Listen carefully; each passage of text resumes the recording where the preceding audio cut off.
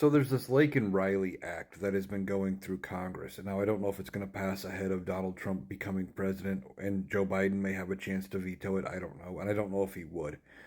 But there's some stuff in there that's concerning. Now, some Democrats have already supported it in the House. It has passed the House. It is working its way through the Senate. And at least some Democrats in the Senate have said they intend to support it over there as well.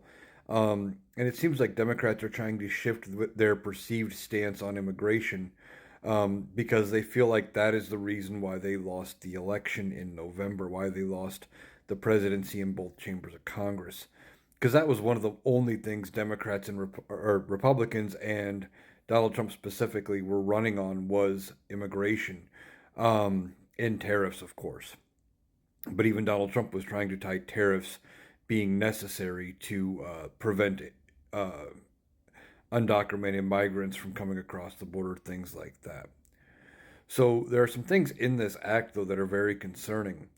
And I was just reading an article talking about it where apparently it would give states and local attorney generals or attorneys general to sue if they disagree with a decision by the federal government to release any undocumented migrant. They can sue over each and every individual one, and basically tie this up in the courts and try to keep these people detained longer than possible and force the federal government to do whatever is necessary that way. And I don't know if that would be entirely legal and whether or not the courts would uphold it. That might get struck down.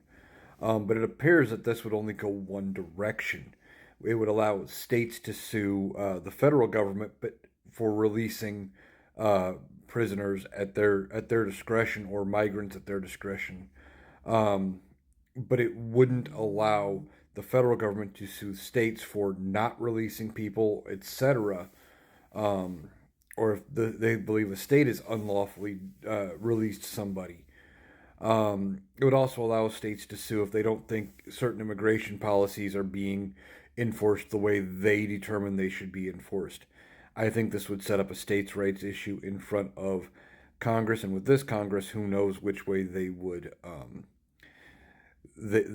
go. Now, states' rights has always been something that Republicans like to use. They and conservatives have been using states' rights as a talking point going all the way back to the writing of the Constitution, trying to justify the idea that each individual state um, should have as much or more powers in some cases than the federal government.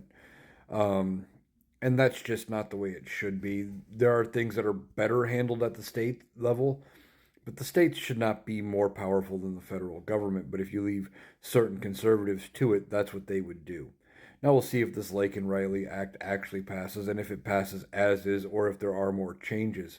But the fact that they want to make it so, state and local officials can sue over every single person who is detained and then released by immigration just sounds like they are trying to make it so all of the power is out of the federal hands and into local hands. And I just don't know if that is going to ultimately hold up in court.